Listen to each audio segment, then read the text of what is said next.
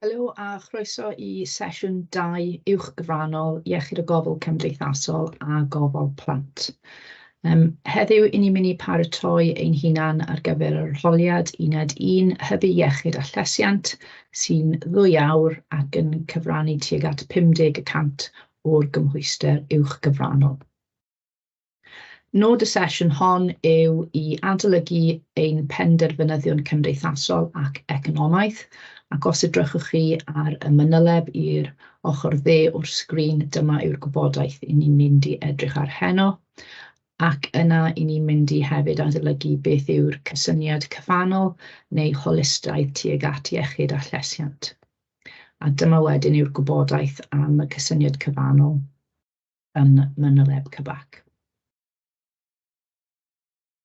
Peth cyntaf mae angen i chi i gofio yw mae yna 8 o benderfynyddion cymdeithasol ac economaidd o iechyd a llesiant.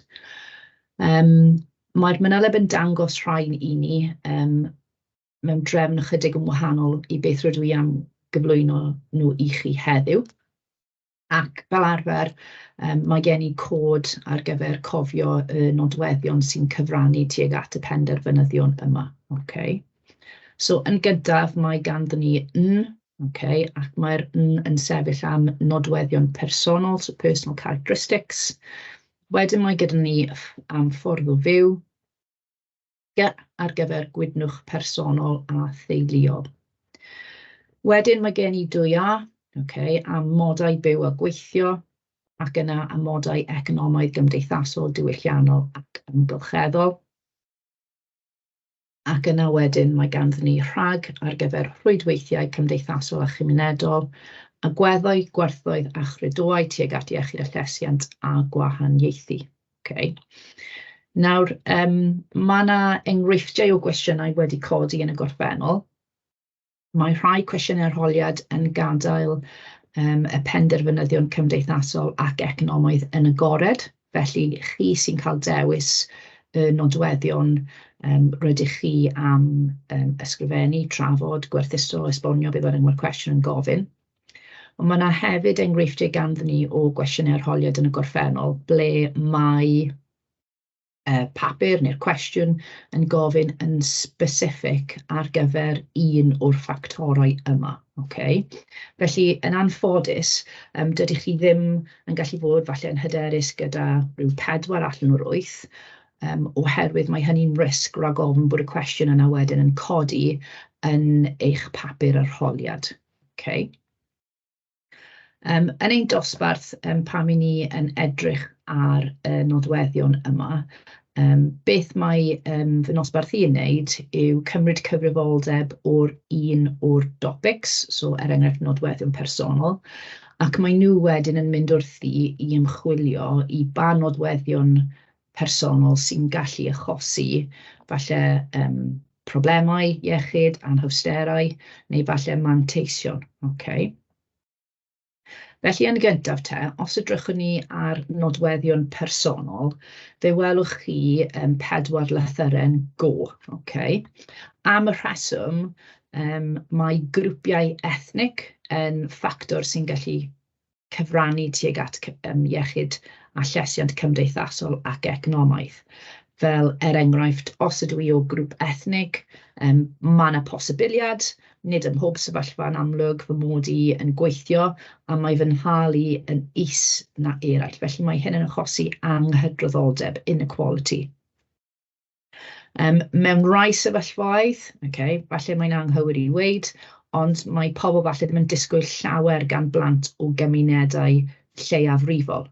Nawr, yn amlwg, yr un hawliau sydd gyda'r plant yma, a dylai bod yr hawliau yma'n cael eu diwallu, ond ni'n falle'n mynd ar benderfynyddion sy'n gallu o bosib achosi anghydraddoldebau. O wedyn ar gyfer oedran, efallai bod chi yn rhywun yn eich 50au, 60au ac yn cael ei diswyddo, oherwydd yn amlwg i chi'n mynd yn hŷn, neu o bosib, dydych chi ddim yn cael eich cyflogi oherwydd rydych chi yn hŷn. Meddwl falle am blant a pam falle bod yna anghydraddoldebau yn ôl pobl sy'n iau, yn ôl falle dydyn ni ddim yn gwrando ar eu llais, falle cymaint o beth dylwn ni yn ôl y hawliau, dydyn ni ddim yn gweld nhw falle fel tystion dilys ar gyfer gwybodaeth ac yn y blaen. Mae yn amlwg anghydraddoldebau yn y gorffennol wedi bodoli oherwydd ein rhyw, so meddyliwch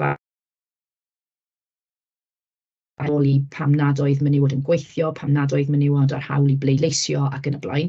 Yn draddodiadol, y fenyw sydd wedi aros adref a gofal a'r teulu, fenyw wedi bod mor pwysig na'r dyn. Amlwg mae yna llawer o bethau wedi wneud nawr, okay.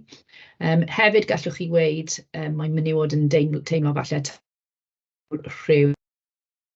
Okay, falle wedi diodde o drais rywiol, drais domestic, okay. A mae'r maen nhw'n ymwneud gyda yn y gorffennol ddim wedi cael ei gwerthfawrogi yn y gymdeithas. Os wedyn edrychwn ni ar etifeddiaeth, yn amlwg nid yw hwn yn rhywbeth gallwn ni rheoli o bosib, os oes afiechyd etifeddol ganddo ni, mae hwn falle yn gallu achosi problem ac falle yn gallu cyfyngu ar ein dewisiadau yn ôl beth ni'n neud yn y dyfodol, enghraifft pa swydd ni'n gallu byw yn annibynnol, faint o ofal sydd arna i ac yn y blaen. Okay. Felly mae'n personol yn un ffactor sy'n cyfrannu tuag at iechyd a llesiant, ac yn amlwg mae'r pethau yma'n gallu achosi anghydraddoldeb i'r unigolion o dan sylw, boed grŵp ethnig, oedran, rhyw neu beth. Nesaf te, os edrychwn ni ar ein ffactor o fyw, okay. Nawr, dyma yw pethau yn amlwg mae ganddyn ni rheolaeth llwyr.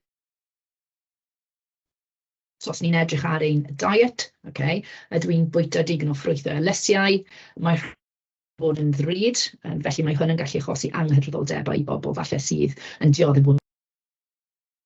Ac yn amlwg mae llawer o bobl falle yn defnyddio bwyd cyflym yn enwedig mewn ardaloedd difreintiedig, falle yn cael problemau gyda tai, ddim â adnoddau coginio fel ffwrn ac yn dibynnu falle ar degau, ar microdon a toaster yn unig i prydiau. Yn amlwg ni fydd y prydiau yma'n iachus ac felly mae yna anghydraddoldebau os nad yw ein ystol a eraill. Hefyd alcohol. Alcohol yn amlwg yn weddol rhad i brynu ac falle mae rhai pobl yn dewis alcohol dros ein falle bwydydd llys. Ond yn amlwg mae llawer o bobl falle yn yfed mwyn rheoli straen. Mae yna llawer o broblemau gyda ymddygiad, yn enwedig falle ymddygiad gwrt gymdeithasol yn goryfed, ac yn amlwg mae yna problemau iechyd sy'n gysylltiedig gyda yfed. Ymarfer, oes amser gyda ni ymarfer, okay. Oes arian ganddo ni i dalu falle am yr aelodaeth y gampfa, neu falle 5-6 oes cyfleusterau yn fy ardal, ydy fy nghymdogaeth i yn un falle sydd gilydd trwy falle ffurfio clwbredeg o bobl sy'n byw yn eich ardal, ydy'ch gymdogaeth diogel i gallu cynnal sesiynau yma yn enwedig pan mae'n hwyr yn y nos ac yn felly mae hwn yn gallu yn amlwg achosi nifer fawr o anghydraddoldebau i bobl. Wedyn ysmygu, yn amlwg mae rhai unigolion ddim yn gallu rhoi gorau i ysmygu oherwydd sydd ganddyn nhw.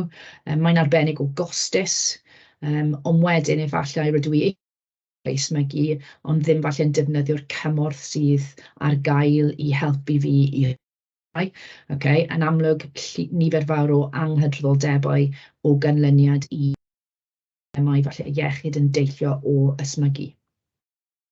A wedyn sylweddau, falle dydw i yn unigolyn sydd ddim yn gallu gweld fy mod i'n nwy. Okay, dydw i ddim yn credu fy mod i â broblem gyda sylweddau, mae'n jyst yn rhywbeth falle rydw i'n gwneud ar acio, ond ddim yn gweld y difrifoldeb. Yn amlwg mae yna llawer o gost i hyn, mae hwn yn gallu cyfyngu fy nghyfleon i ennill swydd, fy lefel o gyfrifoldeb ac ati. Penderfynyddion mynd i edrych ar felly yw gwydnwch personol a theuluol. Nawr, mae rhai i ni dioddef nifer o brofiadau niweidiol yn ystod plentyndod, felly ACEs.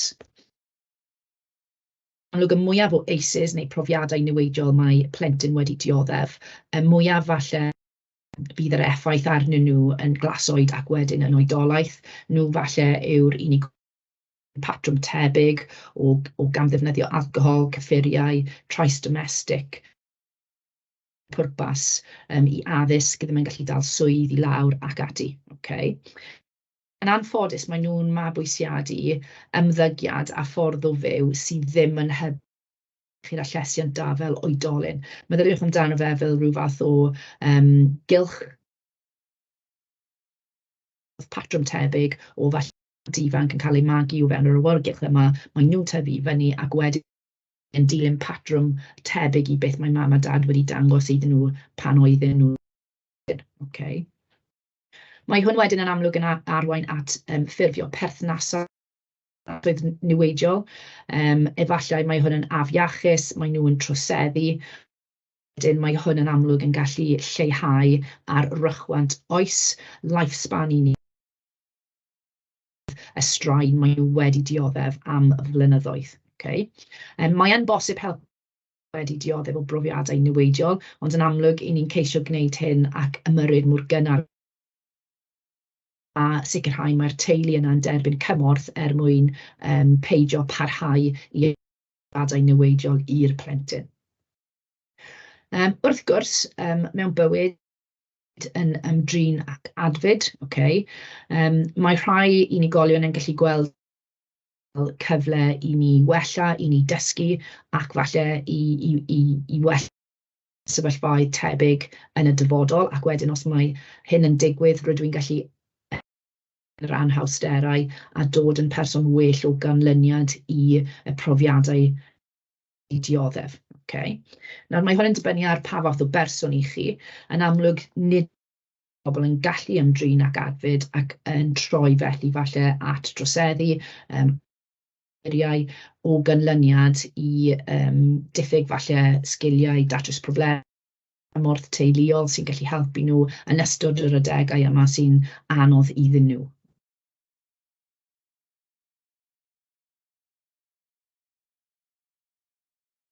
Gyda amodau byw a gweithio te, fe welwch chi ar y top bod ganddyn ni at agust. Okay, so y pwynt cyntaf i ni'n mynd i drafod gyfleoedd sydd ganddyn ni tuag at addysg. Okay. Wel, wrth gwrs mae addysg ar rhad ac yn ddim i bawb, ond os ydw i'n person sydd wedi dioddef o brofiadau niweidiol, mae hwn falle yn rhywbeth rydw i'n ffeindio'n lletwyth, rydw i'n ffeindio falle yn anodd i gwrdd â ffrindiau, rydw i falle ymddygiad heriol yn yr ysgol ac yn cael fy niarddel yn aml. Hefyd falle rydw i'n mynychu ysgol, ond does dim gen i'r adnoddau fel pawb arall, falle does dim y we adref, does dim gen i Chromebook neu cyfrifiadur i gallu ymchwilio. Does dim gen i falle llyfrau neu adnoddau sylfaenol fel pens ac ati.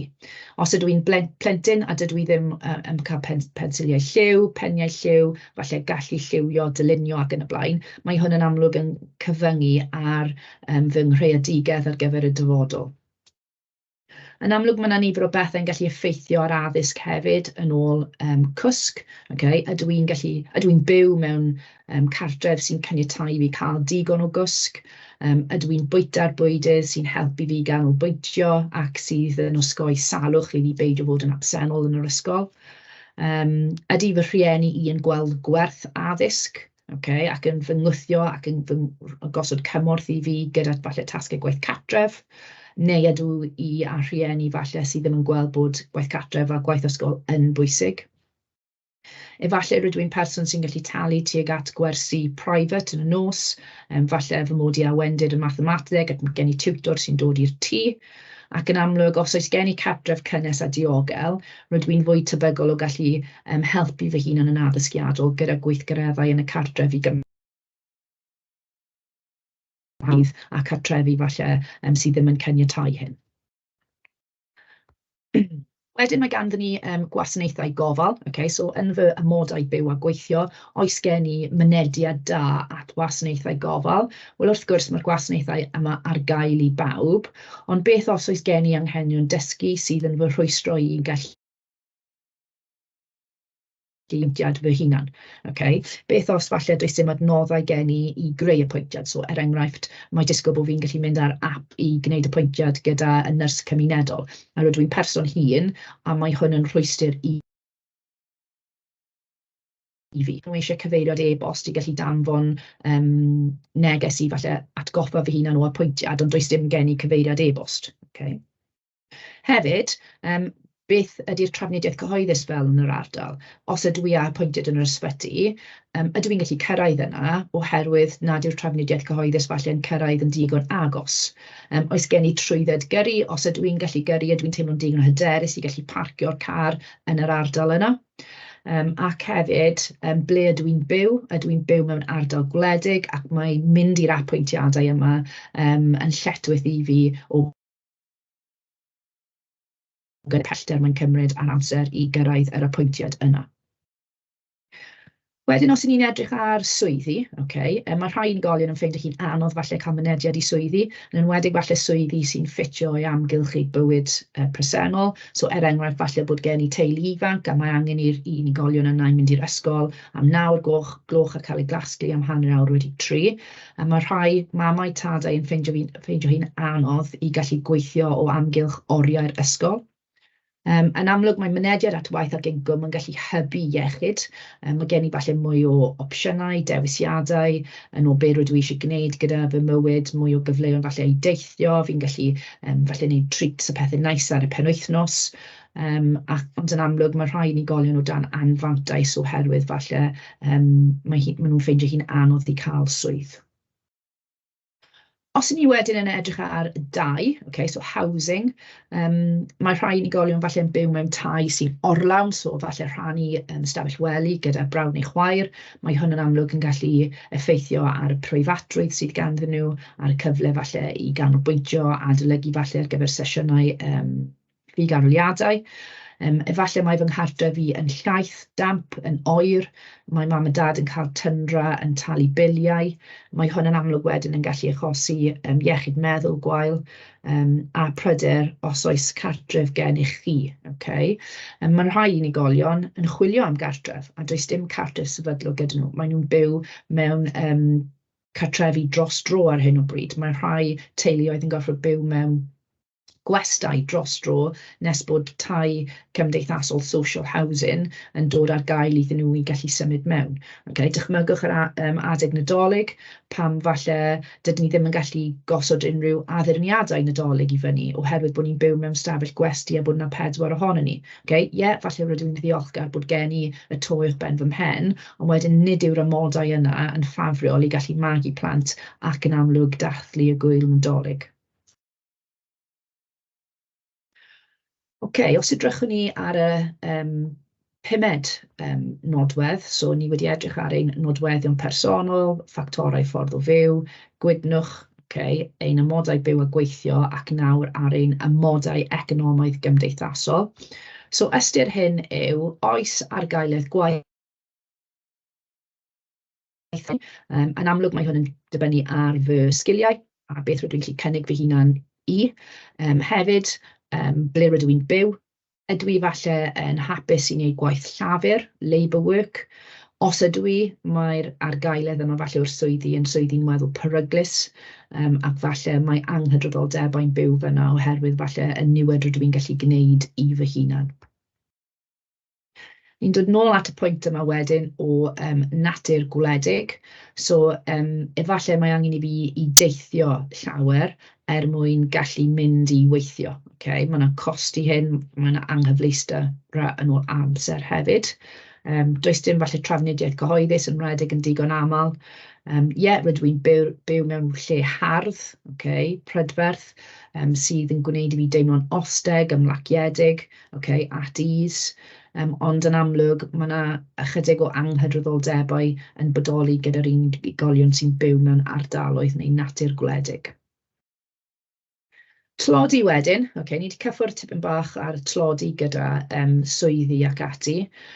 So, os ydw i'n person ble mae trauma a lefelau isel o wydnwch yn gysylltiedig ac agweddau economaidd a thlodi, mae bod yn ddiwaith neu ar incwm isel yn cynhyddu bod gen i afiechyd. A mae'r cynnydd yma'n cynnydd sylweddol. Pam? Oherwydd pob dydd rydw i'n byw mewn pryder, efallai rydw i'n teimlo cywilydd, rydw i'n teimlo'n euog am fy mod i ddim yn gallu cael swydd, ac yn amlwg wedyn mae hwn yn effeithio ar os ydw i'n dioddef o selder o bosib, mae hwn yn arwain tuag at cyfrannau uwch o broblemau respiradol, cardiovascular, stroke ac ati, jyst oherwydd rydw i'n dioddef o dlodi. Incwm gwario wedyn, disposable income. So, os ydw i'n person sydd â llawer o incwm gwario, rydw i'n gallu cynilo, so save money. Rydw i yn teimlo fy mod i a hunan barch uchel, rydw i wedi gweithio'n galed, rydw i falle wedi bod yn doeth ac yn gall gyda dewisiadau ar gyfer ble i rhoi fy arian. Mae gen i llawer llai o straen. Rydw i'n gallu cynnig mwy o gyfleon i fy hunan a fy nheulu, ac yn amlwg wedyn rydw i'n unigolyn sy'n byw mewn iechyd llawer gwell na bobl sydd ddim ar incwm gwario yma. So be hoffwn i chi feddwl am fan hyn yw, wel, os nad oes incwm gwario gen i, so dim disposable income, so enghraifft rydw i'n ennill 1,000 o bunnoedd y mis, a gyda bills a popeth sydd angen talu, mae 1,000 o bunnoedd yn mynd allan bob mis, a does dim ceiniol gen i'n weddill i gallu cynilo. Yna does dim incwm gwario gen i, a wedyn beth yw'r anghydraddoldebau wedyn sydd yn bodoli. So falle bod gen i plant, a dwi ddim yn gallu talu falle iddyn nhw i gwneud gweithgareddau ar y penwythnos, dydyn nhw ddim yn gallu bod yn aelod wedyn ni o glwb pêl-droed, oherwydd dydw i ddim yn gallu talu'r 15 punt yna y mis am y gost o fod yn aelod o'r clwb pêl-droed. Mae yna dathliadau falle yn codi yn yr ysgol, a mae angen gofyn falle am gymorth trwy'r amser o'r ysgol mwyn gallu cyfrannu tuag at y cost o bethau. Y teimlad sydd gen i wedyn falle o methiant, isel, falle yn eitha embarrassed am hyn. So mae hwn yn amlwg yn gallu achosi anghydraddoldebau. A wedyn, y ffactor olaf ar gyfer y modau economaidd cymdeithasol, diwylliannol ac amgylcheddol yw iaith. So, ni'n digon ffodus bod yn amlwg ni'n gallu siarad Saesneg ac Cymraeg, a wedyn meddwl am berson sydd ddim, sy'n dod o'r wlad yma o bosib, sydd yn cael anhawsterau felly yn dod o hyd i waith, efallai mae plant yn cael anhawsterau yn setlo yn yr ysgol, oherwydd nid Saesneg neu Cymraeg yw'r iaith cyntaf, y dryswch, mae hwn yn mynd i ffeithio falle ar yr hyder sydd ganddyn nhw, ac falle mae'n teimlo bod bywyd yn eitha di-nod ar hyn o bryd nes bod nhw'n cael y cymorth cywir. Nesaf rhwydweithio cymdeithasol a chymunedol, so 2 sydd gen i fan hyn. Cylch teulu fel, Os ydw i â cylch teulu sy'n arbennig o gefnod, lodau gen i yn y teulu, mae hwn yn lleihau'r risg o ddioddef gwael, oherwydd dydw i ddim yn unig, dydw i ddim yn ynysig yn gymdeithasol. Mae'n gallu troi at amgymorth, rydw i'n gallu mynd i lefydd gwahanol gyda nhw, a mae fy mywyd i'n eitha cyflawn a eitha prysur. Beth am ddiffyg trafnidiaeth cyhoeddus, a dydw i ddim yn gallu gyrru, dydw i ddim yn gallu defnyddio ffôn symudol neu'r we. Falle, ond maen nhw'n byw ymhellach i ffwrdd ac maen nhw'n brysur. So mae'n dibynnu ar faint o beth mae'r teulu yna yn gallu gwneud mwyn cefnogi'r unigolion o oedrannau gwahanol o fewn y Wedyn meddyliwch am eich cymdeithas ehangach. Gyda ni falle problemau yn gyda trafnidiaeth cyhoeddus, does dim cerbyd, vehicle gyda fi, dydw i ddim falle'n teimlo'n ddiogel yn cerdded yn fy ardal leol, ac mae hwn yn amlwg yn gallu cyfyngu ar fy ymrwymiad tuag at pethau yn y gymuned. Os ydw i â digon o hyder am yr cyfleusterau a mae'r ardal yn ddiogel, yn amlwg mae hwn yn mynd i cyfrannu tuag at y cyfleoedd sydd gen i yn yr ardal. Efallai mae cost gweithgareddau yn broblem, a mae yna gwasgedd gan gyfoedion falle i ymddwyn neu gwneud pethau dydw i ddim o reidrwydd yn teimlo'n cyfforddus gyda.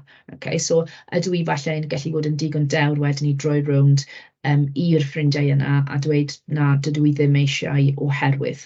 Nawr yn amlwg mae ffrindiau a'r teulu gyd yn effeithio ar ein network o bobl sydd yn dylanwadu falle ar ein ymddygiad, beth ni'n gwisgo, ein agwedd tuag at pethau, os 'y ni yn gwrtais ac yn dilyn y rheolau disgwyliedig o fewn yr ardal 'y ni'n byw ar safonau yn amlwg mae eich teulu wedi gosod arnoch chi.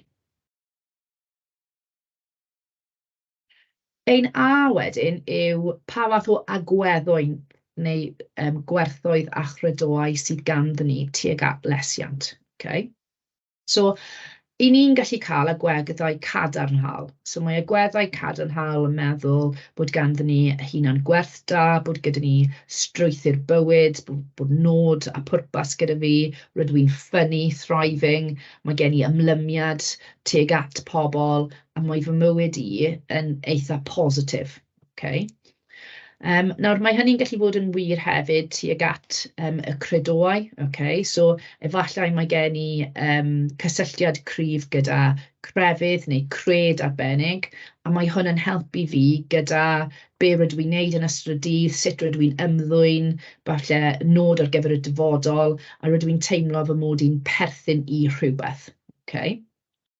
Ond yn anffodus, falle taw dyma yw'r sefyllfa, mae rhai pobl yn teimlo falle bod ganddyn nhw gwasgedd, maen nhw'n teimlo falle bod nhw'n gorfod cydymffurfio gyda pethau, dydyn nhw ddim o reidrwydd eisiau, ond maen nhw'n gorfod oherwydd falle be mae mam a dad yn disgwyl ohonyn nhw. Rydw i'n gallu bod o bosib yn lleiafrif yn fy nghymuned neu yn fy ysgol o ganlyniad i'r gwerthoedd a chredoau sy'n rhedeg yn fy nheulu. Falle mae'n rhaid i fi cydymffurfio gyda rheolau llym yn ôl be fi'n gwisgo, be fi'n bwyta, pa fath o weithgareddau rydw i'n gwneud. Ac yn amlwg mae hwn yn gallu gwneud i rywun wedyn i deimlo mwy o straen a potentially cael ei bwlio o fewn yr amgylchiadau yma. Okay, ein nodwedd olaf ar gyfer penderfynyddion cymdeithasol ac economaidd wedyn yw gwahaniaethu. So gyda gwahaniaethu, mae'n bosib cael ei gwahaniaethu drwy gysylltiad.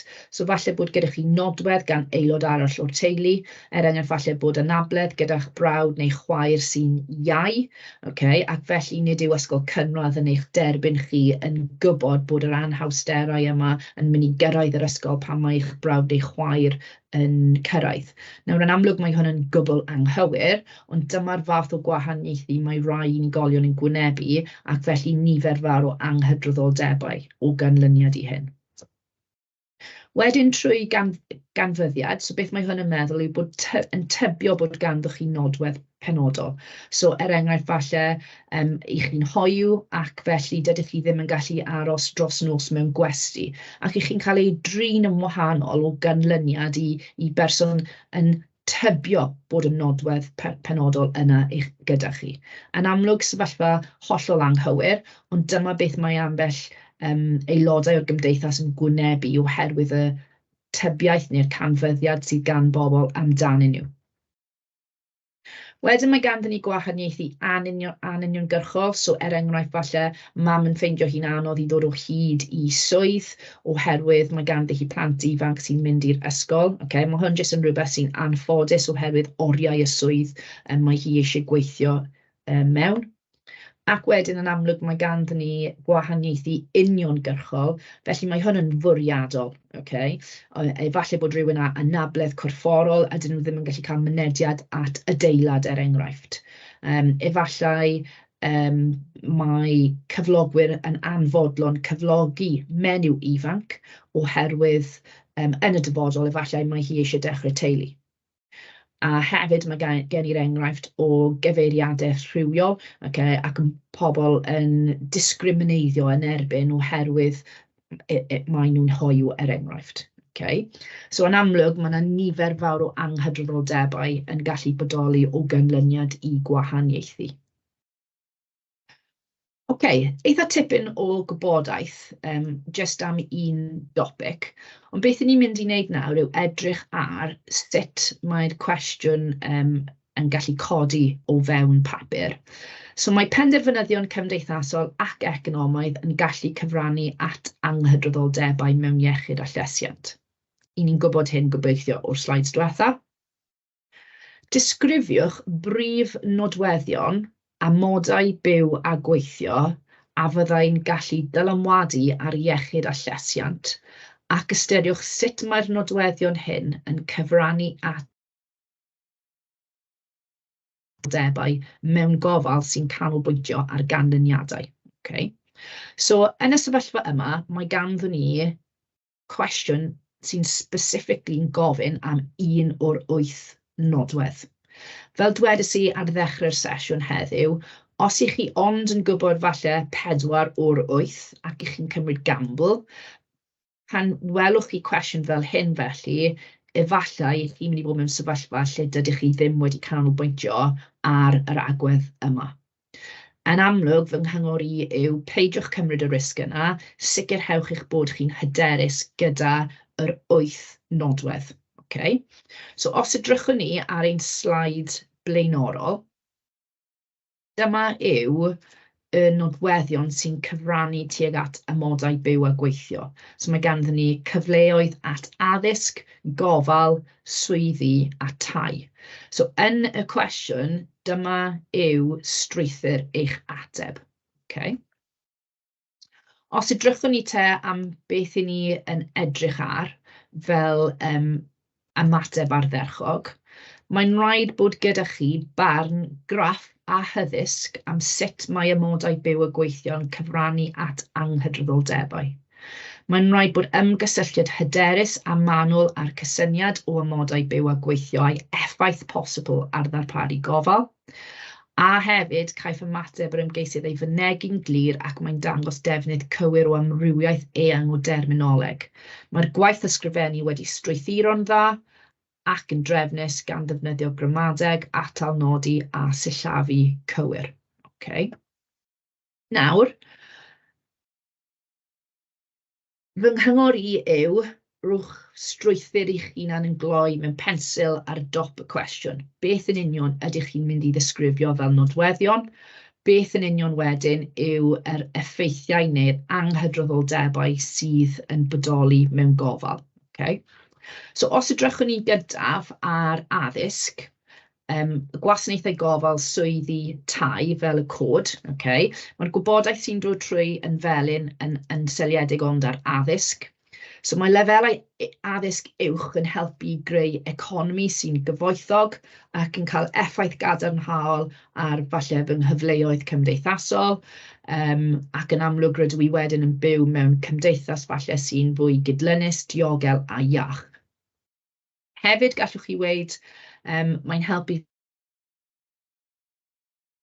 personol, mae'n helpu fi cael mynediad at wybodaeth a defnyddio gwasanaethau yn well oherwydd bod gen i dealltwriaeth o sut i ddefnyddio falle apps, llinellau gymorth ac yn y blaen, ac yn amlwg mae hwn yn cyfrannu tuag at iechyd a llesiant gwell i gymharu falle â pobl sydd ddim â addysg da sy'n ansicr o sut i cael mynediad at y wasanaethau yma. O fewn addysg, gallwch chi i weid fy mod i'n gallu diogelu fy hunan o gael fy niweidio.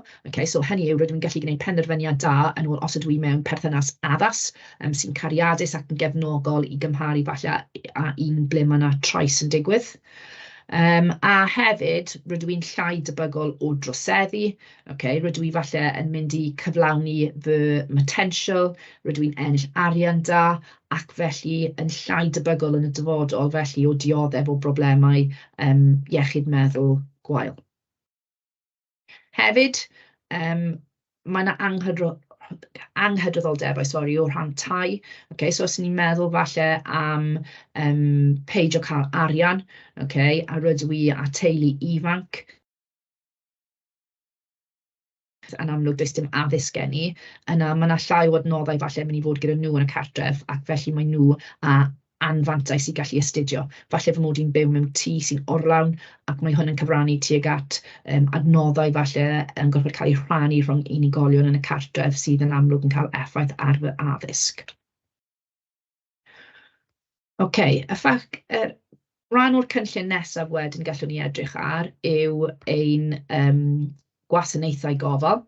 So os ni'n edrych ar y gwasanaethau gofal, mae awdurdodau lleol yn penderfynu os yw anghenion yn bodloni meini prawf arbennig, ac felly ydyn nhw'n cael mynediad at gwasanaethau gofal cymdeithasol oherwydd mae criteria specific. Efallai bod nhw opsiynau ar-lein, a rydym yn gallu bwcio apwyntiadau enghraifft o'r-lein, ond does dim y we gen i, does dim dyfais gen i, rydw i'n hŷn neu falle yn ddryslyd, a dydw i ddim felly yn gallu cael mynediad at y gwasanaethau o ganlyniad i hyn.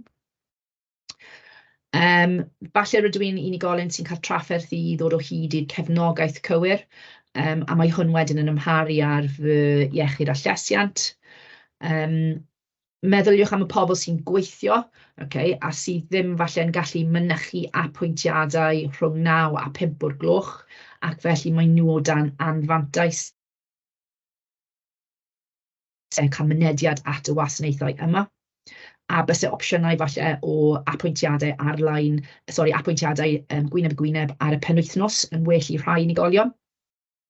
Hefyd iaith, fe edrychwn ni ar sut mae iaith yn gallu bod yn broblem yn enwedig os nad yw Cymraeg yn Saesneg neu Saesneg yn iaith cyntaf. A hefyd trafnidiaeth, so falle bod y gwasanaeth yn bodoli, ond rydw i'n person hŷn sy'n cael anhawsterau yn cyrraedd oherwydd dydw i ddim yn gyrru neu does dim trafnidiaeth gen i. Os edrychwn ni wedyn at ein ffactor rhif 3, sef ein swyddi. Nawr, gyda swyddi yn amlwg gallwn ni ystyried os oes dim swydd gen i, mae cyflwr fy nghartref i yn wael, mae'n oer, mae'n llaeth, mae'n aniogel, mae'n peryg i eraill, jyst oherwydd does dim swydd gen i. Hefyd, mae afiechydon felly yn gallu lledaenu'n haws. Mae'n effeithio ar fy iechyd a lles cymdeithasol, so dydw i ddim eisiau mynd allan yn yr ardal, dydw i ddim falle eisiau chwaith i gadw fy mhlant i fynd i chwarae mewn llefydd cyhoeddus. Mae yn gallu achosi clefydau anadlol, system nerfol a problemau cardiofascular a chanser. Hefyd, rydw i gallu falle peidio gwahodd pobl i fy nghartref oherwydd dydw i ddim yn teimlo'n balch o ble rydw i'n byw, ac felly mae yna llai o gyswllt cymdeithasol gen i. Ac wedyn, efallai bod gen i mwy o broblemau iechyd meddwl fel iselder, straen oherwydd rydw i'n teimlo'n embarrass fy mod i'n magu fy nheulu o fewn yr awyrgylch yna. Diffyg preifatrwydd wedyn yn amlwg os i ni ar tai sy'n orlawn. Mae yna gormod o bethau ar gyfer gwerth cwestiwn sydd 14 marc. Nawr, fel rhywun sy'n marcio papurau arholiad, fi'n eitha sicr mae nhw yn disgwyl i chi gallu adnabod eich bod chi'n gorfod sôn am eich addysg, gwasanaethau gofal, swyddi ac wedyn tai. Nawr, os edrychwn ni nôl ar dudalon porffor yma, yn ôl swyddi, mae yna pluses a negatives i swyddi yn ôl, mae'n rhoi income i fi, mae gen i cyfle i gymdeithasu gyda eraill, mae gen i identity, hunaniaeth a pwrpas, ond wedyn yn amlwg falle o ganlyniad i swydd, mae gen i salwch hir dymor, falle mae llawer o straen, falle rydw i'n troi at alcohol a gyffuriau oherwydd y straen sy'n cael ei osod arna i. Felly be rydw i eisiau i chi wneud, yn enwedig os ych chi'n gwylio hyn ac ych chi'n gallu yn amlwg poso'r recordiad, yw meddwl am y ffactorau addysg sydd yn amlwg yn felyn, y gwasanaethau sydd yn las, ein swyddi wedyn sydd yn binc ac ein tai sydd yn wyrdd. A oes na falle 2 neu 3 pwynt o'r atebion yna gallwch chi gofio sy'n helpu chi gyda'r strwythur yna. Nawr, os ewn ni nôl i'r cwestiwn a canolbwyntio ar brif nodweddion amodau byw a gweithio, ydyn ni wedi mynd dros cwestiwn ar gyfer y ffactor yna, ond beth sydd angen ni gofio yw, mae'n bosib i eich cwestiwn gofyn am unrhyw un o'r 8 yma. Okay? Felly, fi wir yn annog i bob un ohonoch chi i fod yn hyderus gyda pob nodwedd o'r 8. Okay? Sesiwn, y darn olaf i ni'n mynd i edrych ar heno yw cysyniad cyfannol neu holistaeth.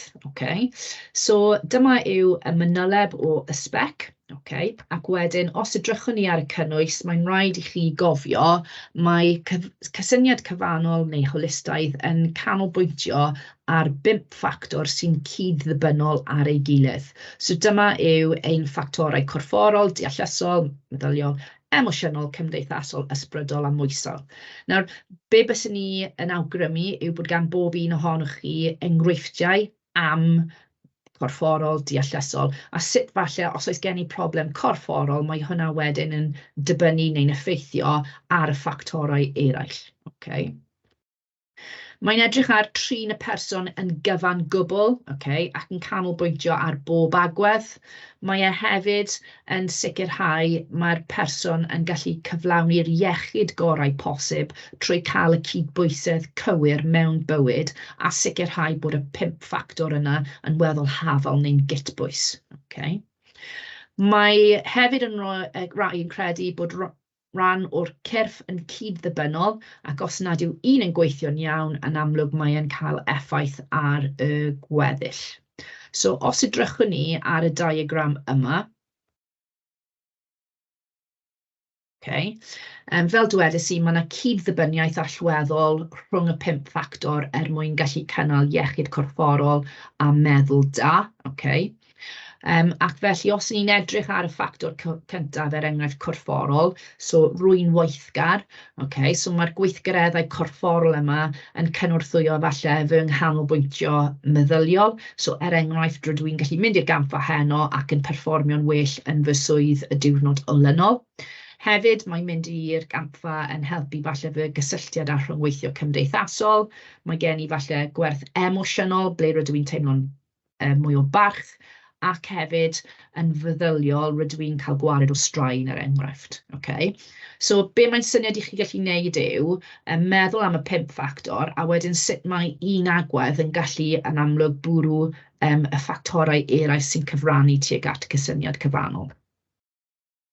Os edrychwn ni ar emosiynol, so rwy'n gwneud y pethau sy'n gwneud yn hapus, so mae gen i hyder wedyn i rhyngweithio gyda pobl eraill.